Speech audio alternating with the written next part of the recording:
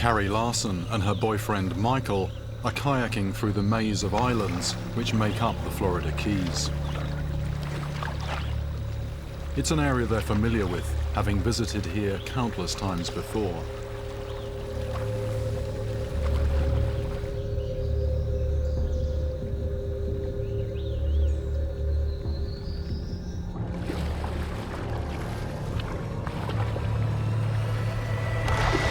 Suddenly, something explodes out of the water, knocking Carrie from the kayak, smashing her ribs, ripping her open, leaving a gaping hole in her side. Blood pours into the water. The blow has punctured her lung. Carrie survives, but the horrific events of that day have taken their toll. It was completely out of the blue when it hit me and lifted me up and tossed me 5 foot from the kayak. I didn't know what happened. It was over in seconds. We had just seen some sharks, so both of our thought was to get her out of the water because she was bleeding. So whereabouts exactly did it hit? It's right here. Oh gosh, so that is The teeth just ripped the skin. The nose and snout exploded the rib underneath it. A fish which can torpedo itself out of the water is something I know about. 13 years ago, an arapaima struck me in the chest. Later tests suggested it might have permanently damaged my heart. But arapaima can't be guilty here. They're a freshwater species from South America. Carrie was attacked in seawater, in a channel near Big Pine Key in the Florida Keys. A chain of 1,700 coral islands that extends over 100 miles from the southern tip of Florida, splitting the Gulf of Mexico from the Atlantic Ocean. What on earth could it have been that caused such horrific injuries to Carrie, injuries that could very easily have been fatal? Clearly something fast, heavy, and was it teeth that cut her open, or was it just the sheer force of the impact that broke the ribs, and then it was the rib that punctured the lung? And whatever it was out of the water. Michael and Carrie reported seeing sharks on the day of the attack. And I've investigated attacks in Florida before. Yep, that's something on. Where it turned out that bull sharks were responsible.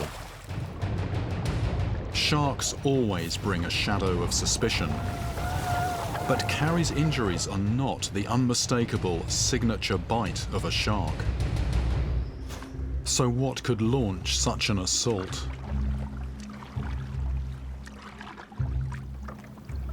This is the spot where Carrie was attacked. I'm not seeing any movement up on the surface, but I've brought a rod with me.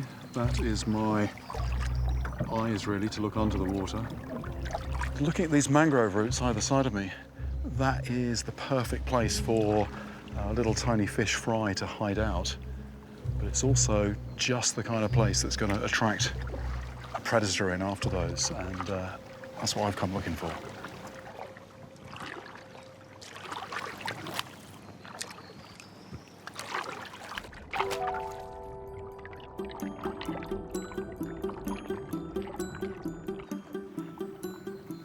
There might have been something on there. This is a plastic imitation shrimp, and it's weighted. It sinks to the bottom. What I'm doing is I'm letting it sink down, and then I'm twitching it along close to the bottom.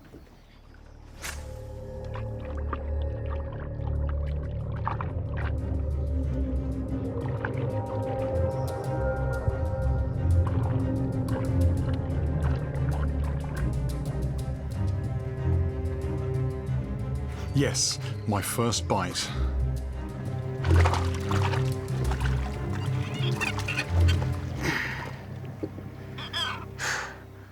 Mangrove snapper.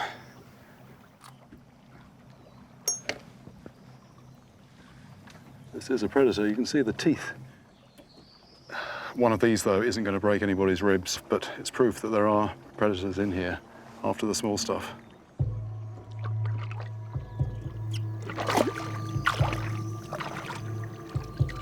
I didn't actually see anything bigger than what I caught. So what I'm going to do now is go to the mouth of the inlet where it meets the sea, and as the sun goes down, see if perhaps there's anything bigger moving down there.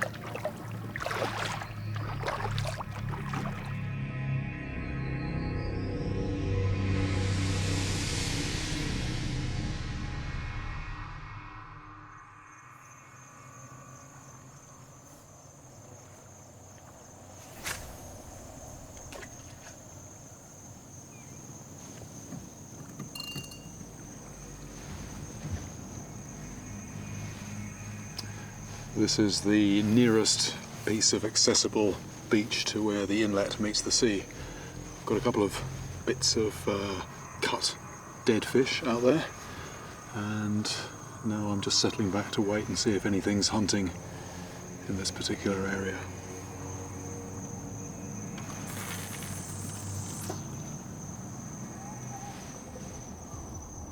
I'm really struggling to see the rod tip actually against the sky. It's such a dark night tonight.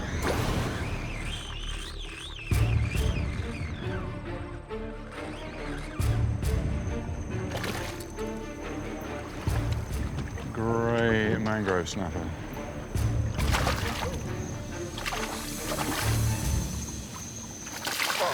Another mangrove snapper. So pop this back.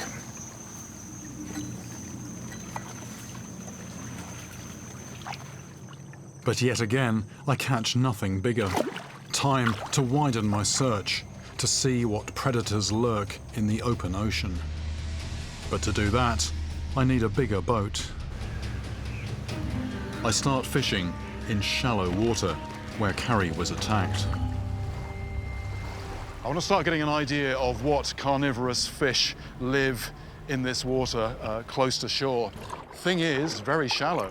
We've got about 3 foot of water, something like that. Nice sandy bottom. It's actually very inviting water, the kind of water you might want to jump in and swim in.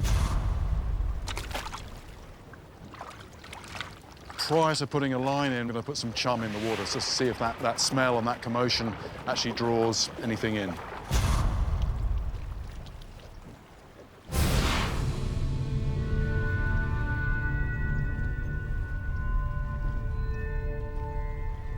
We've been here, I don't know, less than 5 minutes, and there's 2 lemon sharks already right next to the boat, 10, 15 feet away. More than 2. Sharks can detect a single drop of blood in 1 million drops of water. Although not to the same extent as bull sharks, lemon sharks can survive in fresh water. They grow up to 10 feet long and have been known to attack people.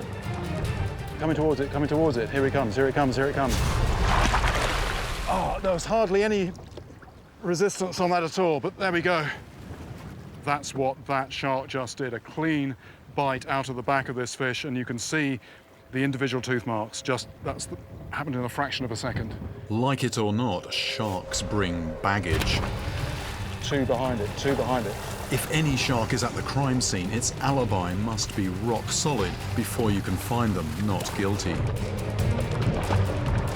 With the lack of teeth marks on her torso, I'm quite sure it wasn't a shark that attacked Carrie. But even so, I wouldn't want to fall in this water right now. It's got the whole thing, got the whole thing. The whole thing. Trying not to, don't want to get pulled out of the boat here. Got the whole thing. I'm not letting go. I'm making sure I'm well and truly wedged here because this fish is... Right. They're actually still circling, but I think I've seen enough.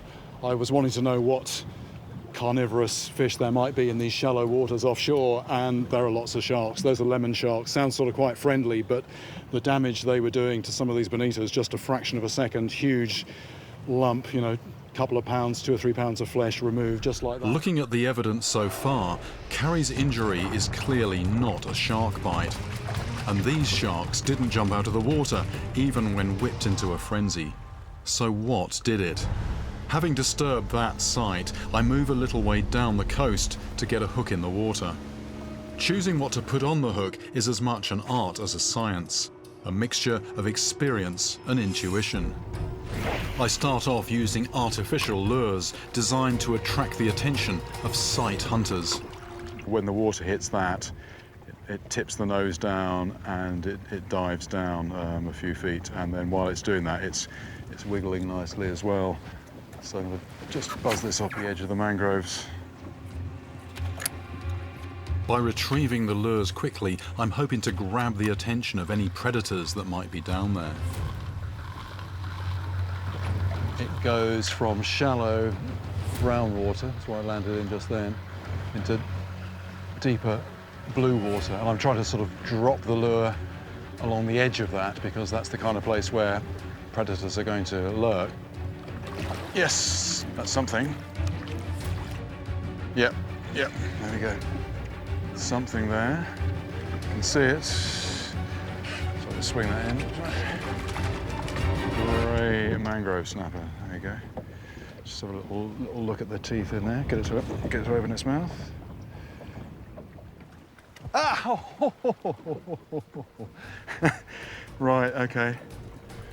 Score one to the fish.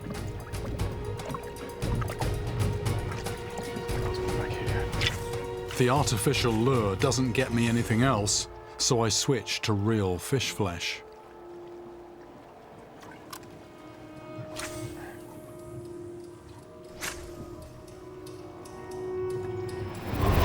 Oh, yes. Yes. That's serious. Wow, that is serious. There's lots of line. Right, this took a fish, so it's a predator, and from the rate it's going, it's quite a good sized one.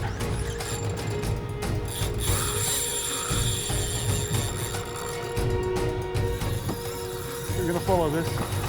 This fish is just not stopping.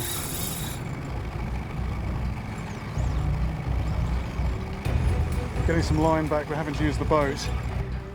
If we don't keep up, I'll run out of line. Oh, it's outrunning the boat now.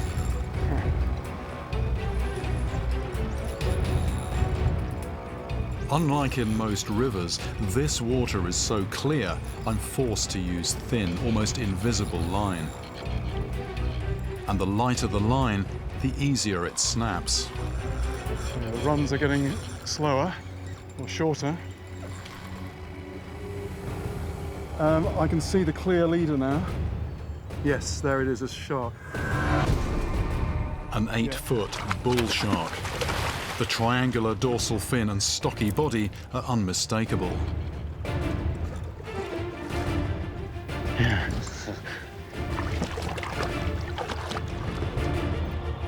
But just as I get it close to the boat, it bites through the wire leader.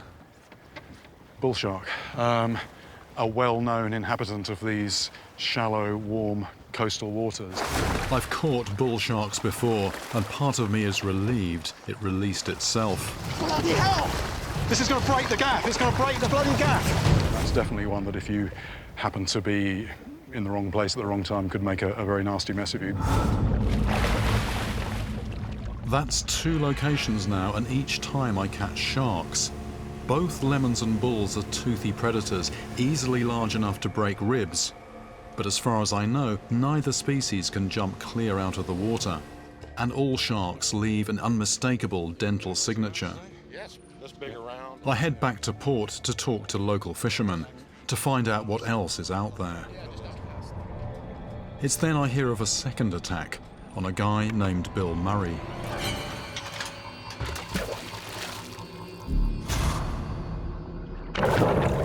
Bill is working in his dock. He's cutting off some reinforcing bar that's jutting out from the dock wall.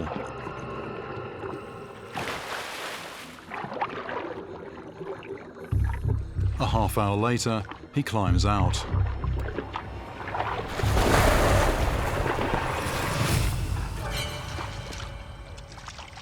I wasn't in any pain or anything. And I looked down at my foot, and out of the center of my foot, there was 2 streams of blood coming out.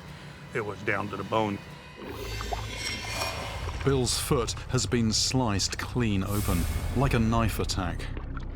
Could it be that creatures from the open ocean are hunting in these man-made canals?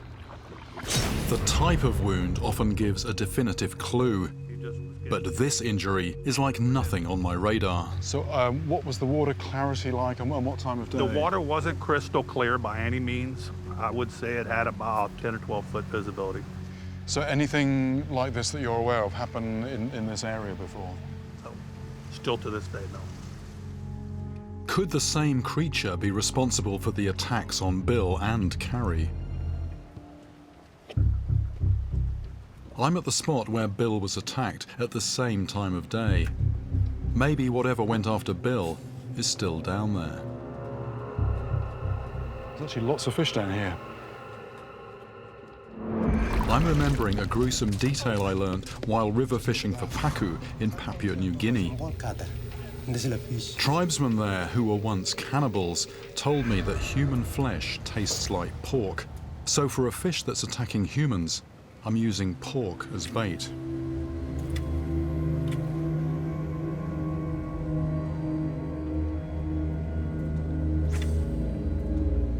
I stir up the bait fish, hoping to attract something larger. But nothing.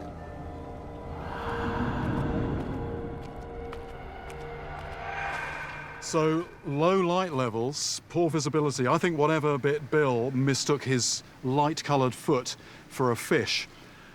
And whatever it was, it had to be pretty serious size. It had half of his foot in its mouth. Now, I've looked in the water up and down here, and I can't see anything bigger than the bait fish that he was describing. So, what on earth could it have been?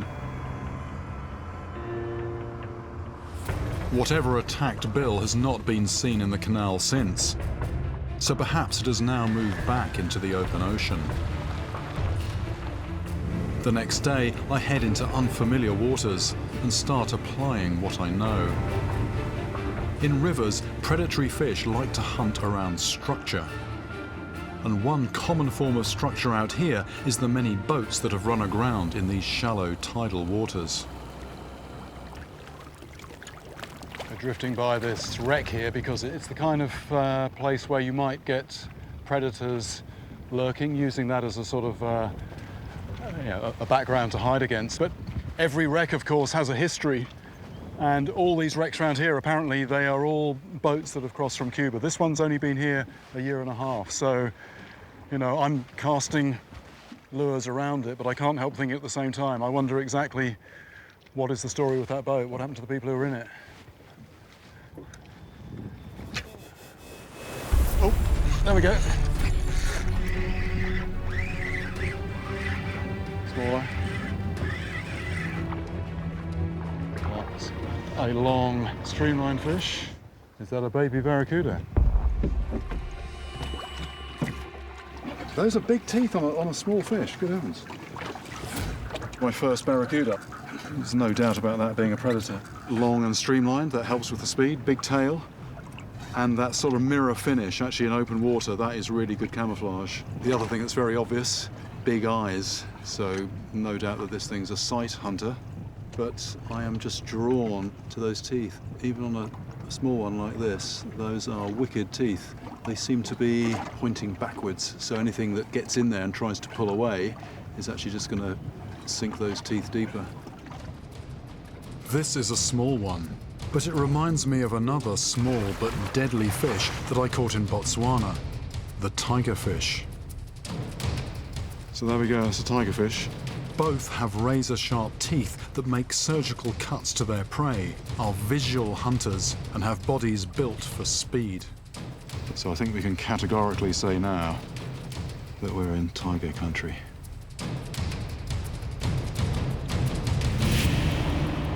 I've never caught a barracuda before, and I've not heard of them jumping out of the water. But if they do, one this size would not have the power to knock an adult out of her kayak. I need to see what a bigger barracuda is capable of. so I head to deeper water to find a larger wreck.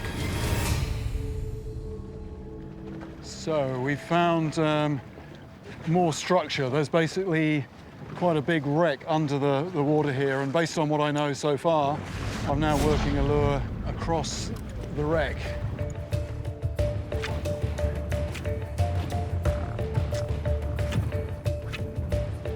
My casts yield nothing, so I fish deeper and switch from lures to bait, which I drop around the wreck. Oh, there's one after it, there's one after it.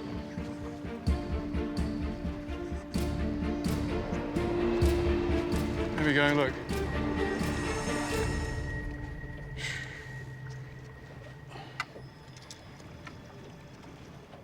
So I had a bite, but nowhere near the hook. It actually took half of the fish. So this is what Barracuda does, just clean bite through the flesh. The fact that you've got something that size with teeth like that in this water, lovely clear water, nice sandy beach over there, looks all quite benign, but stuff like that in this water. I try again with another whole bait fish.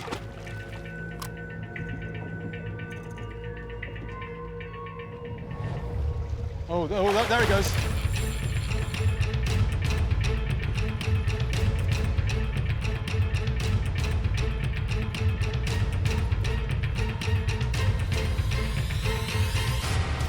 No, it's the same again. Look at this. Look at this. This is carnage. That wasn't a hookup. Seeing that, you know, you really appreciate that you don't want to be anywhere near those teeth, whether you're a small fish or even a person. Could those teeth be what caused the injuries to Carrie and Bill? I need to find out more about Barracuda. There's an inner row of large teeth. Barracuda expert Dr. Evan D'Alessandro of the University of Miami talks me through their hardware. So it not only cuts through the flesh, it cuts through the bone as well. Flesh, bone, and everything. Based on the skull size, we're looking at a 5-foot Barracuda. I mean, these ones in the front are interesting, aren't they? Because at first sight, they look as if they've just got a point, but they've actually got there's a blade on the leading edge, isn't there? Yes, and that's very characteristic of a barracuda attacking something. It's very precise and almost surgical in the way that it cuts its prey. And also at high speed, they can actually cut without the barracuda even doing much biting action. Just by ramming something, they can actually cut it. That explains the clean slice on my bait, and I wonder whether it also explains the slice on Bill's foot. I was talking to somebody who was in one of these canals doing some work to his dock. Mm-hmm. He's just getting out of the water. His foot is about 2 or 3 feet under the surface and something hits it. Is this a possible candidate? I'd say it's a very high likelihood that it could have been one of these because his foot dangling in the water probably mimicked a small fish, and the barracuda probably saw that as prey. One tooth with a sharp edge moving at speed is just going to... Yes, absolutely. I ask about the attack on Carrie. There was a woman I was talking to who was kayaking in the mangroves. Something leaves the water and then impacts the side of her chest. It broke a rib, punctured the lung. Is Barracuda a possibility for that? Barracuda can jump when they're chasing their prey. So even if the teeth don't actually make contact, the fact that you've got that mass and that momentum and you've got that pointed shape, that if that impacts you, even that can cause a lot of damage. Absolutely. So at last, a big predator that can jump clear out of the water. To underline his point, Evan tells me about another bizarre incident. John Zeliff was fishing with his buddy. Nothing could have prepared them for what was about to happen. They've hooked something big and it's taking off at speed. Suddenly, it does a 180, heads straight towards the boat, and leaps out of the water straight at John. The barracuda's razor-sharp teeth slice through his arm, right down to the bone. I track John down in Key Largo. I really thought that I was gonna die. You don't realize how fast they come. I mean, it must have been coming 30, 40 miles an hour because it jumped out of the water from 30 feet away and was on top of me before my brain could process what was happening. So at that point, all I could do to keep him from hitting me in the chest was put my arm up and just deflect him off of me. This flap of skin right here was barely attached. I mean, it was folded back. I mean, you could see right underneath it. When I went in for surgery, the surgeon said that the tendons and the muscle had been cleanly severed. He said you couldn't take a knife and cut them that cleanly. So you had cuts, but not actual tissue damage around the cuts, just a clean surgical cut. Yes. Well, it's now clear to me that Barracuda could have carried out the attacks on both Carrie and Bill. The question is, though, do they really get big enough to knock somebody out of a kayak and smash their ribs? Barracuda are fast, explosive predators armed with 3 rows of razor-sharp teeth, 2 rows in the upper jaw and 1 in the lower. They are said to grow to 6 feet in length and weigh 100 pounds. But can Barracuda get this big in these shallow coastal waters? That is what I need to find out. Having spoken with Evan and caught the juvenile Barracuda, I know these visual hunters are fast, both in the water and out. Time to adapt my fishing and catch one big enough to knock a woman out of a kayak. I suppose a big difference between what I'm used to, freshwater, and this is that, the salt water tends to be more open, so it's all a lot more about speed. So small fish, if they're in open water, they're going to be often traveling fast. And if you're a predator, you keep an eye out for that, and you travel faster. So my lure needs to behave like a fleeing prey fish. Despite there being hooks on there, you can sort of drag that through the shallows and keep it just in the top few inches.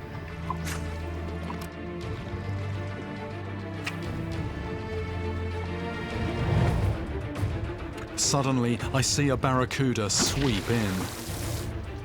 Oh, yes, yes, yes, yes.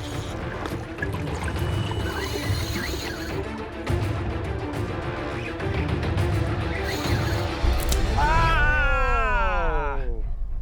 It's thrown the hook. Well, that was exciting. What happened there was, it was a Barracuda hit very soon after the lure hit the water, and what I've been trying to do is get to the point, get my casting so that as soon as that lure hits the water, I've got a tight line to it and it's moving immediately. If you don't do that, if it's dead in the water for even a fraction of a second, it's going to clock that it's just a piece of plastic. I thought that was well hooked, that. Off we go again. So they're here anyway, we found them.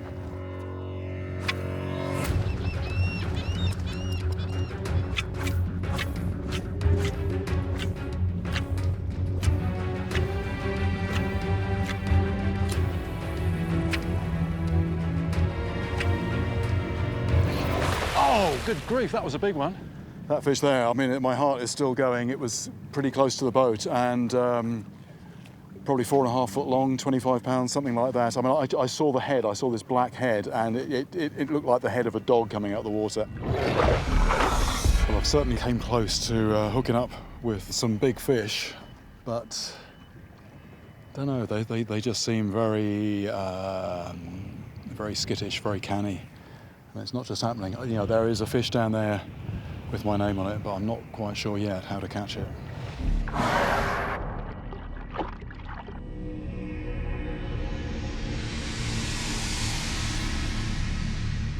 I'm thinking what I need to do now is get in the water. Now, in a river, this would normally be a waste of time, but here the water's clear. And what I really want to do is have a look around some of these wrecks and hopefully see a big Barracuda.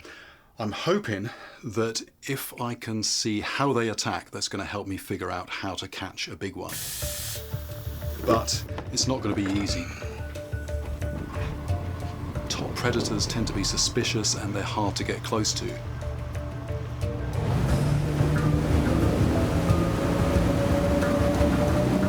So I'm going to be going into underwater stealth mode using this closed circuit rebreather unit which doesn't give off clouds of bubbles. So in theory, I'm going to be able to get much closer to Barracuda. But this is a trade-off, as rebreather diving is highly technical. Unlike normal scuba diving, this bubble-free system is computer-driven. So if something goes wrong, the results could be catastrophic, unless I take action. But if I'm to get my quarry, then I must go the extra mile, unnoticed. Big wreck here. The USS Spiegelgrove is a 510-foot warship, which after decommissioning was sent to a watery grave. It's now an encrusted metal reef in 135 feet of water. It's a maze of rooms and corridors, ideal for ambush predators like Barracuda. But this makes it more dangerous for me. 8 divers have died on this wreck. Some lost their way inside and never found their way out. Barracuda have been known to attack divers, their teeth tearing through dive suits and into flesh.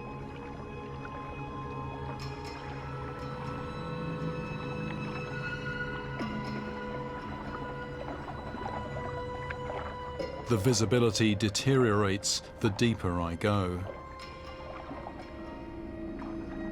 Barracuda.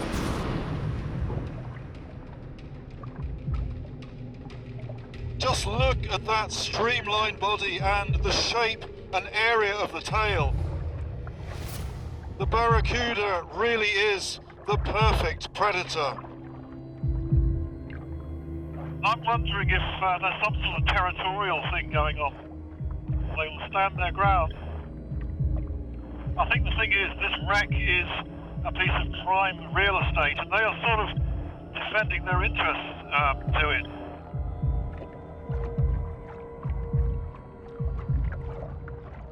Suddenly, it heads off into open water, which is when I spot them massing above me. There is just a stack of Barracuda here at about 30 feet. Lots of fish, good-sized fish. Perhaps they're gathering to protect themselves from a larger predator that I've not seen. I'm now actually holding formation with a squadron of Barracuda. Suddenly, I'm surrounded by thousands of razor-sharp teeth. They move off, and I return to the surface. Now to see if I can discover how Barracuda hunt. I head back down with a bucket of bait to draw in the fish that Barracuda eat.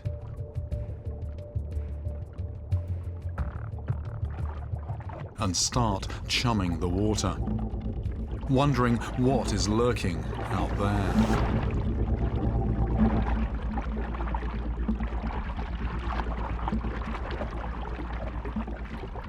This vibration and movement in the water is definitely calling in the predators.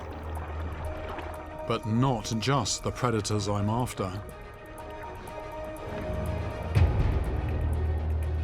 Straight out of my blind spot, that one. Straight out of my blind spot. Wasn't really paying attention. Stingray trying to knock over the bucket. Can't help but see, you know, it seems fairly tame. Mostly interested in food, but that's a very long spine. It's got halfway down its tail. The stingray's spine carries potent venom, and although rays don't generally attack, they will defend themselves if they feel threatened. They do that by whipping up their tail and stabbing with that spine. The injuries are said to be agonizing, and in extreme cases have resulted in death. One thing I really don't want to do is accidentally kneel on the stingray while everything else is happening. That can end very badly. Particularly in a kneeling position. No telling where it might get you. I can give her the odd little scrap to keep her happy.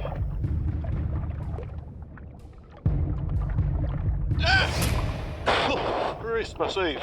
That was my thumb. Stingrays don't have sharp teeth. They got lots of small teeth, but they've got a very powerful bite. So I just felt.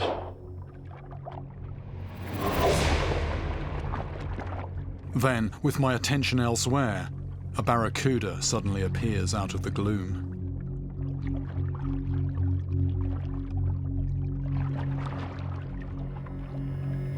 There's one out here. Here's my bait. Here's my rod. Normally I've got a reel and some line. Today I've just got the bait attached to the rod.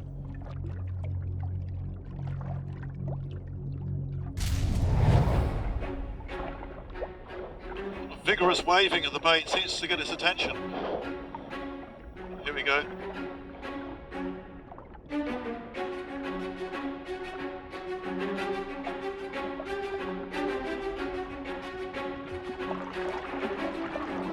Barracuda definitely coming in. There's definitely a sort of a cautious approach going on.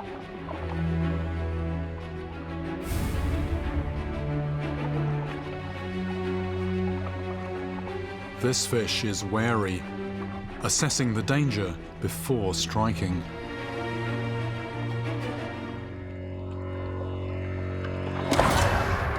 That came in at a rate of knots. It just locked on and it was coming at speed. Just fearsome, absolutely fearsome, these things.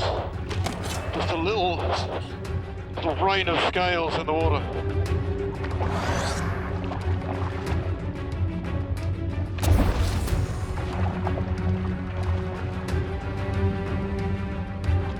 I'm really getting an understanding of how they lock on and how they attack. Barracuda, it hits, and it hits straight on. It's not like a sideways movement like you get with some fish, like sharks.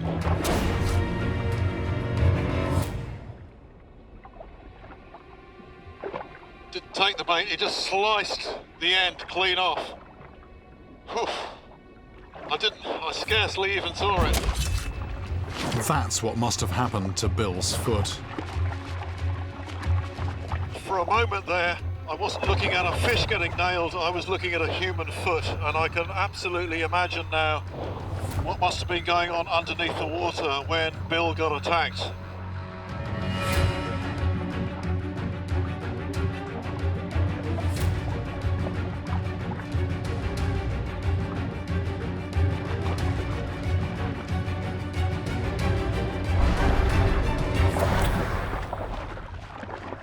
I've learned so much about barracuda. Just seeing them feed right in front of me. I can certainly now visualize much better what's going on out of sight under the surface. Now it's time to put this experience into practice with rod and line.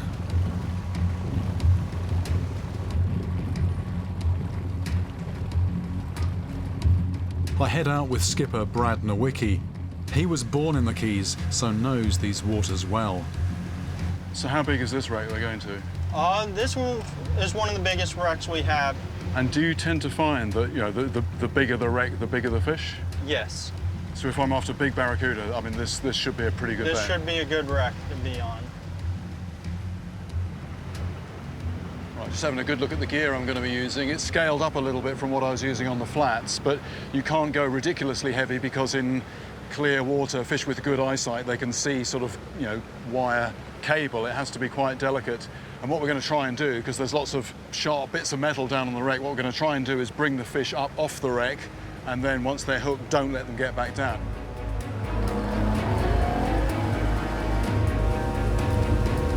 Once out of port, we travel southeast from Key West to where the shallow coastal waters drop off into the deeper ocean.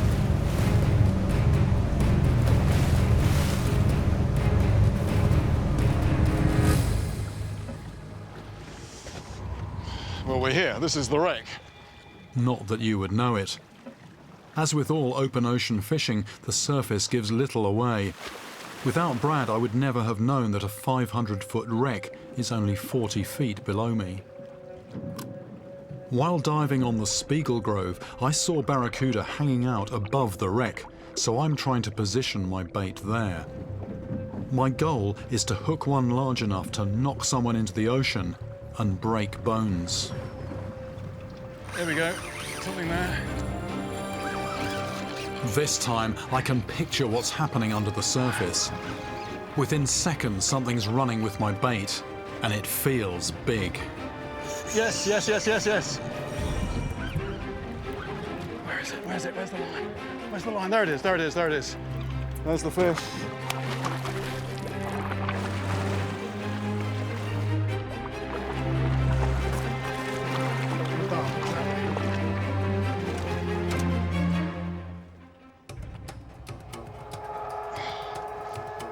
This fish has still got so much strength.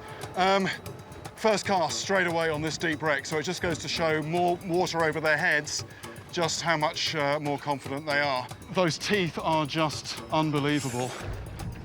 I'm very careful to stay clear of this fish's jaws. Nice sized fish, but I think what I really want to do is get this back. I'm after a big one. Get this back, get another bait out, see if we can get one that might even have this one for dinner. Size matters. I'm here to prove that Barracuda not only have the equipment, but also the sheer weight and power to commit the attacks I'm investigating. I quickly hook another.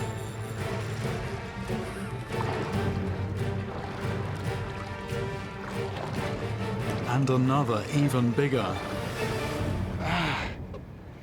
You know, everything stabs and everything cuts. If you're on the receiving end of that, very, very bad news.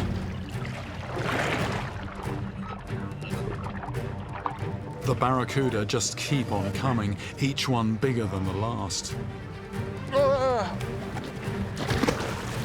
Fast and furious action. I feel like I'm casting into the pack of Barracuda I saw while diving. Oh, there's a better sized one. Here we go. Oh, just one after the other, these fish, and look at the size. It's not just about individual big fish, these are all serious sized fish, and they seem to pack more or less in fish of a similar size. Then a different kind of take, and definitely a bigger fish. Is it that I've got my line past the marauding pack and down to the big Barracuda below? This feels more of a weight than a speed merchant. It was going deep, which had me a bit worried. Gonna see the fish in a sec. Gonna see the fish, it's a grouper. Groupers are predators that normally stay deep. This one must have been drawn up by all the feeding activity above. Accidental catch, wasn't after these, but it just goes to show how many predators hang around a wreck like this. They suck in and engulf prey just by opening that massive mouth. Whew. For a moment I thought it was a very sizable barracuda. Then something nearly pulls the rod out of my hands. This one feels bigger still. Could it finally be the big barracuda that's been eluding me? This feels like good sized fish. I'm guessing it's about 30 foot down.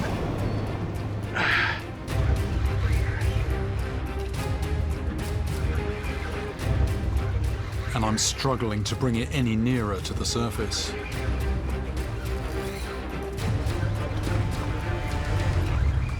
Oh, it's still hanging. You can see the leader, so there's the fish.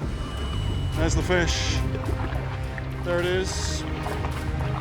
It's the proof I needed to see with my own eyes. A huge barracuda.